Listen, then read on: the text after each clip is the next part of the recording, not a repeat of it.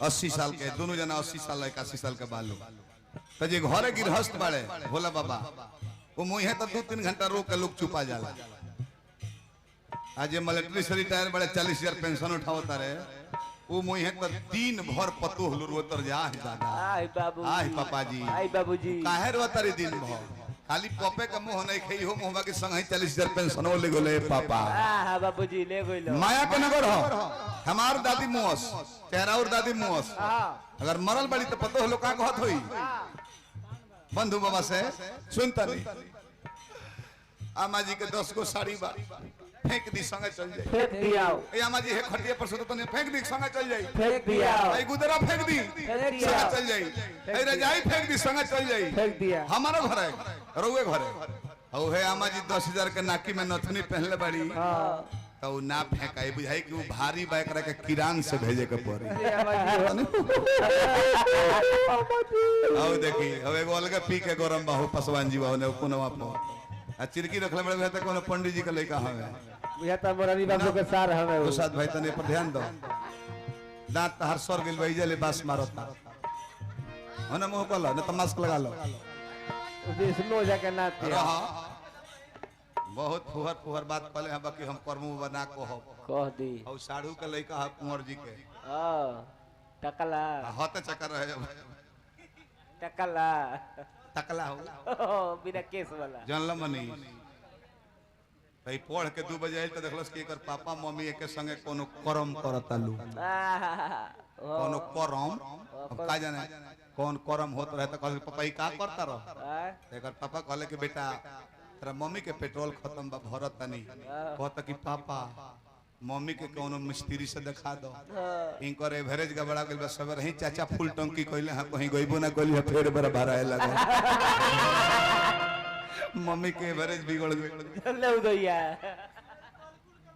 लइका बहुत दूध पियला याद कर ई रटत रटत मर जेबल हमर चुटकुला ना हो रहा ना कहियो ना एमे कहीं अश्लील बा एवरेज गबड़ा गइल रहे कितना वो खुश बा कि चलो अधिका डीजल 80% ब्यास लो हमार शिकायतें करेला हेमंत बाबा 80% आ तबो ब्यास लो में हम बाउरे गाइली आ एक से एक स्टार अभी राकेश मिश्रा का तिलक बा 28 तारीख तो मैं अपना मन से एगो ब्यास ले जाए के बा अपना मन से इनकर नाम बाऊ में कमलबास का लड़का लड़की के बियाह पर तो हम ही जाए तारकेश्वर सिंह के लड़की के बियाह के लड़का को हम ही जाए सुरेश तिवारी में हम ही जाए हेमंत बाबा के तिलक में हम ही रहनी विजेंद्र बा के माता जी मोर अली कौना स्टार के ना बोला देते हो पवन सिंह हमारे तहार गौ नहीं रहे पवन सिंह के तिलक में हम ही गए नहीं गोपाल राय के होली महोत्सव में मेहनी के स्टार लोग के आधा घंटा समय दिया 2 घंटा समय हमारा मिल रहा गढ़ा महोत्सव में खेसारी के एग्जाम भई रहे रात भर लोग बैठा रहे कलाकार लोग ना आइले सवेरे गई तो तुरंत ले हाजिर हो गई। अच्छा काहे हम बाउरे गाइले तब कुल ही ब्यास लोग पिंकिया के घर बोझ रहे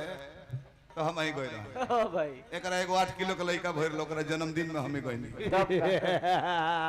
अच्छा काहे हम बाउरे गाइले लोग बोलावेला तू लोग खूब नाचता रह कूदता रह कैसे भाई हम बैठ के गावता नहीं केने से एगो पकल क्यों नोच लेता रहलू जब ढेर ना चलल तो बैठ के गए कि देखी तू हमर केने से उखाड़ लेता रह कौची देखो बोझा बांध लो तना जाना 25 बरिस से अइले बिहार उत्तर प्रदेश झारखंड के कबार के था गई लोग तू ही बछिच को एक बार जन्मल बड़ो ना पकड़ो हमरा कहत रह कि जौन हमरा के शायरा बानो के गीत हो तू अभी का कहले हो और डकोस बना रहलो ना कहले है कि पिंड में रहलो पिंड हम तो पिंड में रहनी माता जी के हर एक आदमी पिंड में रहेला यही अभी पिंडो में ना आइले ये अपने बाबूजी के लिंग में बाबूजी के अंड में रहले अब ये तोरा प्यास के जाई आ गिरी बाबा लो से कहित कि इनका के ताह जूता मारलो कि मर जास बाकी जूता से मारे के नहीं के जूतावा खोल के इनका के मोजवा सुहा के प्राण खींच लेबे के बा कि पोस्टमार्टम में भी ना जनाओ कि किस जहर से मरा है जेलो ना हो 12 के मार्केट के पुराने हिट हिट हिट कल तो ने रिपीट करता नहीं कहता रहे कि रवा चेयरमैन हो जाए हम कह दिले तो हो जा लीलार पढ़े ले तने हिनहु के लीलार पढ़ा ना बहुत खिसियाई रहता रहे घरी एकल लइका लुहेड़ा भइल बा अपन तीनों के लइका तीनों लुहेड़े निकल गेले सो एगो जुआ खाना में रहता एगो बलिया गुदरी बाजार से हटते नहीं एगो अनहरे हटे बानरे के नाम